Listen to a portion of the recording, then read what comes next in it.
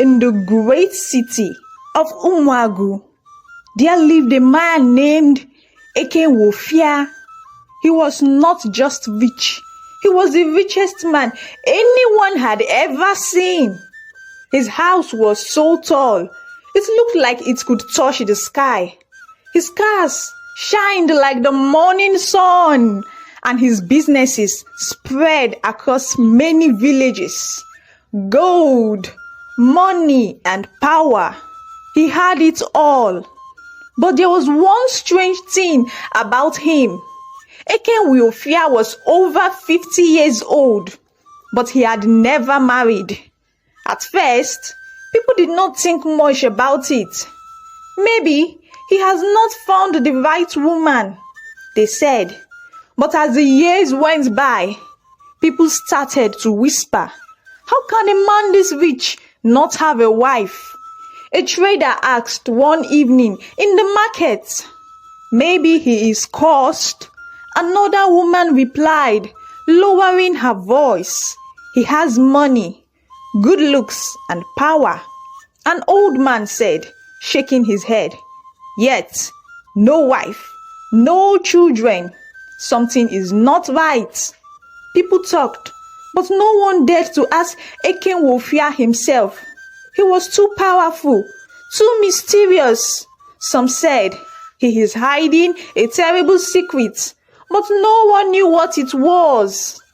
Ekenweofia might not have married, but he loved young, beautiful women. He gave them gold, fine wrappers, and bags full of money. He spoiled them with gifts no other man could give. And the women, they ran to him like ants to sugar. Even when their parents warned them, they refused to listen. Stay away from Ekenweofia. One mother cried as she grabbed her daughter's hand. Something is not right about him. But Mama, the girl smiled, showing her mother a gold necklace. Look what he gave me. He is kind. He is rich. What is there to fear? The mother looked at the gold, but her heart was heavy. Something felt wrong. Then the deaths began. First, it was Chinasa, the daughter of a wealthy trader. She spent a night with Ekenweofia. By morning, she was dead. The whole village was in shock. She was healthy yesterday. Her father cried, what killed my daughter? Then it was a Bele, the best dancer in the next village. She had bright eyes, fast feet, and a loud laugh. But after one night in Ekenweofia's house, she too was dead. One by one, the women kept dying. Every morning, the village woke up to the same news. Another young woman had died. Fear spread like harmattan fire. Women held their daughters tight at night. Fathers locked their doors. The village elders gathered to talk. This is not normal. One elder said, we must stop him before another girl dies. Another added, but Ekenweofia was too powerful. Nobody dared to question him. And the strangest thing, each time a woman died, Ekenweofia became richer. He bought a new car. He opened a new business. Something is not right, the villagers whispered. Where is his power coming from? But the most shocking part, despite the deaths, the young women kept going to him. They knew the danger. They knew about the dead girls, but they did not care. Maybe they were sick before they went to him. Some said, that will not happen to me. Others believed. The more their parents warned them, the more they wanted him. Something strange was happening in Umuagu, and soon someone would have to stop it. The village of Umuagu was in fear. Every time a young woman spent a night with Ekenweofia, she was found dead by morning. But when the elders examined their bodies, they saw something shocking. Each woman had a deep, dark mark on her stomach, like something had beaten her. "What is this?" one elder asked, bending down to look closely at the mark on Chinasa's body. "It looks like the bite of an animal," another said, rubbing his chin. "An animal?" a woman shouted.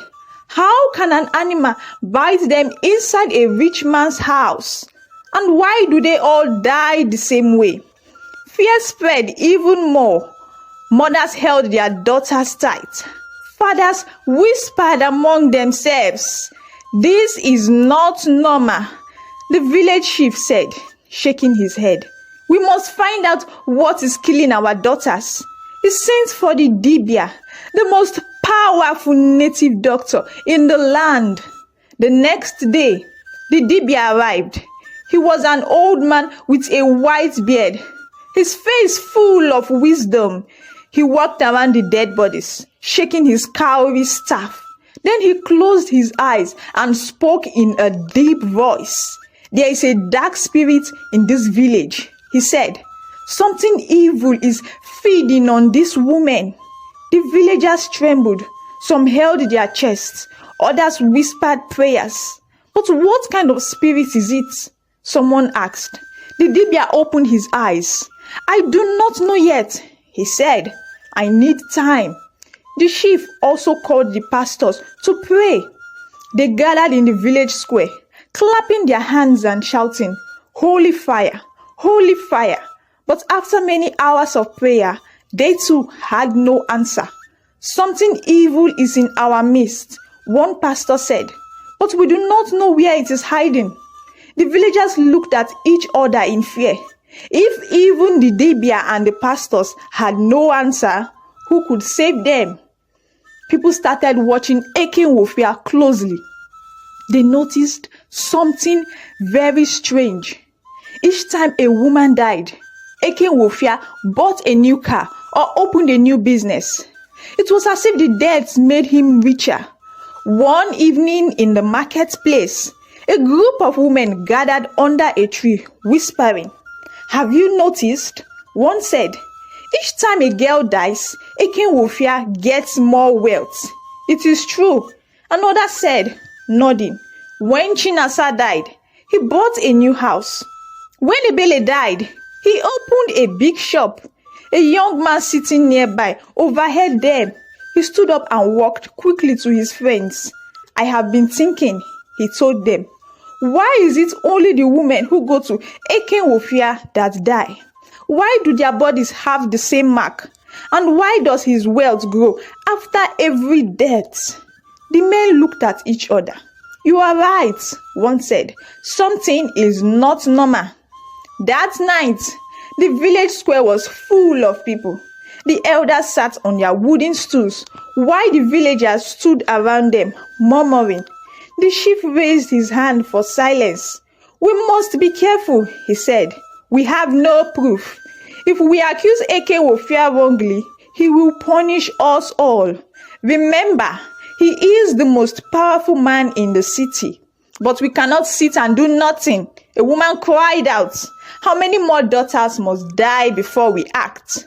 A deep silence fell over the crowd. The elders looked at each other, unsure of what to do.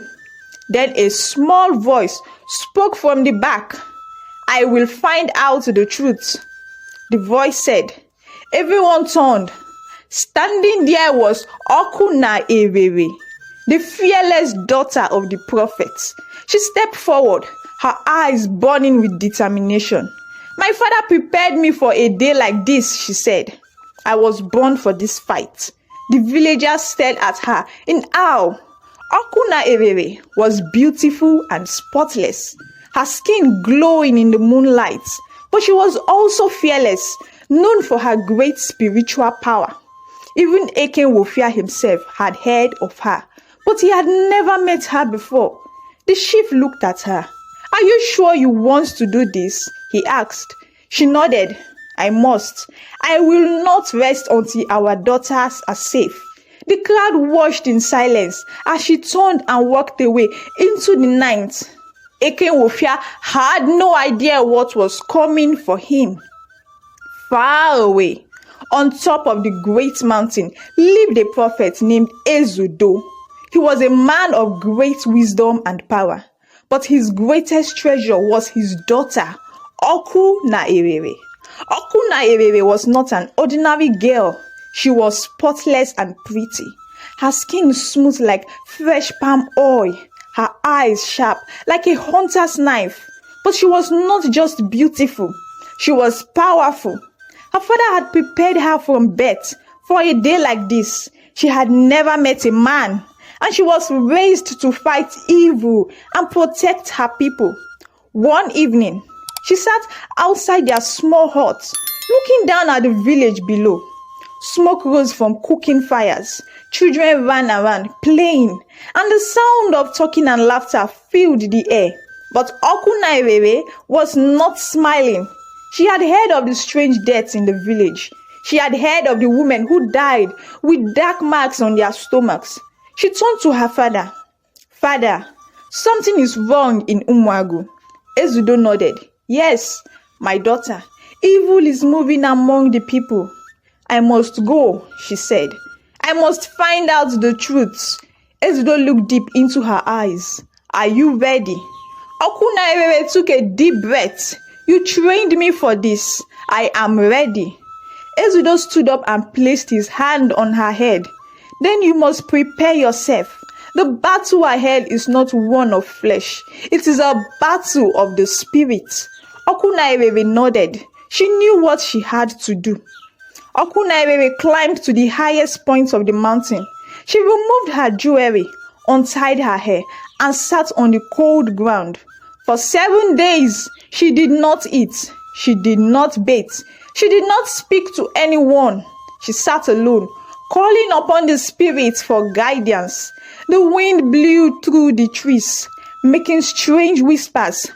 Owls hooted in the distance. The night was cold, but Oku Na Ere Ere did not shiver. On the 7th night, she had a dream. In the dream, she was standing in a dark room. There was no door, no window, just darkness. Then she heard a sound, a slow, heavy movement. Hiss! A long black snake slithered across the floor. Its red eyes glowed in the darkness. Its forked tongue flickered in and out. Oku Na Ere Ere did not move. She watched as the snake crawled up the leg of a man sitting in a golden chair. She looked closer. The man was Ekenweofia. The snake moved into his body, and he smiled. His teeth were sharp, his eyes dark and empty. Then the snake turned its head and looked directly at her. She woke up with a start.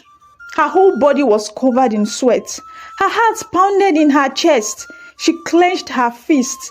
Now she knew the truth. Ekenweofia's manhood was not human. It was a snake. That was why the woman died. This was why his wealth grew. She stood up, her eyes burning with determination. "This is my mission," she whispered. "I must save my people." She tied her wrapper tight around her waist and stepped down from the mountain. Ekenweofia had no idea that his time was running out. Oku Na Ere Ere walked down from the mountain, her heart full of courage. She knew the journey ahead would be dangerous, but she was ready. She walked straight to the village square and stood tall. "I will uncover the secret of Ekenweofia," she said, her voice strong. The villagers stopped what they were doing and turned to look at her. Her beauty was like nothing they had ever seen. Her skin glowed like fresh palm oil, and her eyes sparkled like the river under the moonlight. Even the sun seemed to pause in the sky to admire her. Soon, Ekenweofia noticed her. From the moment his eyes landed on her, he was captivated. He had seen many women in his life, but none like her. Her beauty was pure and untouched. Without knowing who she truly was, he wanted her. "Who is she?" He wondered aloud, his heart racing with excitement. She is different. Oku Na Ere Ere smiled, seeing his interest. She pretended to be just another village girl. Your houses are so beautiful, Ekenweofia, she said, admiring his many treasures. He smiled, pleased. I am a man of wealth, my dear. I can give you anything you want.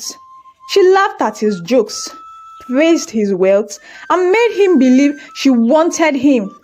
You are not like the others, he thought. Finally, a girl who is not afraid of me. Little did he know she had only one mission, to save her people, no matter what it would cost her. That night, Ekenweofia invited Oku Na Ere Ere to his mansion. The house was full of gold and treasures, but she was not interested in his riches. She wanted to see the evil that was hiding inside him. When they went to his bedroom, Ekenweofia smiled at her. Rest, my dear. You will be safe here. Oku Na Ere Ere lay on the bed, pretending to sleep. Her mind was sharp, her eyes closed, but watching carefully. Then, in the stillness of the night, she heard it. A hissing sound filled the room. Oku Na Ere Ere's eyes snapped open. She saw it. Ekenweofia's manhood was changing. Slowly, it turned into a long black snake. The snake's eyes glowed red like fire, and its mouth opened wide, revealing sharp fangs. It slithered toward her, its tongue flicking in and out. She could feel the air grow colder as it came closer to her stomach. It was ready to bite, but Oku Na Ere Ere was not afraid. She had prepared for this moment her whole life. She moved quickly, grabbing a piece of cloth from the bed and holding it in front of her like a shield. The snake hissed loudly, but Oku Na Ere Ere did not flinch. What will you do now, Ekenweofia? She thought, this is the end of your evil. The room was silent, except for the snake's hissing and the pounding of her heart. She could feel the power growing inside her, ready to fight. Just as the snake was about to bite, Oku Na Ere Ere opened her eyes wide. She reached out with both hands and grabbed the snake tightly. It hissed and twisted, trying to break free from her grip.